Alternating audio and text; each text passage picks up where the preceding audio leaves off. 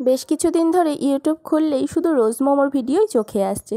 তো আমি ভাবলাম আমিও একটু রোজ মোমো বানিয়ে দেখি কেমন হয় আর এর স্বাদটা কেমন। তো প্রথমে কিছু বিট নিয়েছি, যেগুলো মিক্সিতে পেস্ট করে তা থেকে জুস বার করে নিয়েছি। এবার ময়দার মধ্যে সামান্য পরিমাণ লবণ আর সাদা তেল দিয়ে একটু মিক্সড করে নিয়ে তার মধ্যে বিটের রসটা দিয়ে একটা ডো বানিয়ে নিলাম। এরপর 200 গ্রাম চিকেন কিমা নিয়েছি, তার মধ্যে দিয়ে দিলাম পেঁয়াজ কুচি, লঙ্কা কুচি, রসুন কুচি, আদা বাটা, পরিমাণ মতো নুন, গোলমরিচ গুঁড়ো, বাঁধাকপি কুচি আর সামান্য একটু সাদা তেল দিয়ে চিকেনের পুরটা মেখে রেডি করে নিলাম। এবার মেখে রাখা ডো থেকে লেচি কেটে সেটা লুচির মতো করে গোল গোল বেলে নিয়েছি।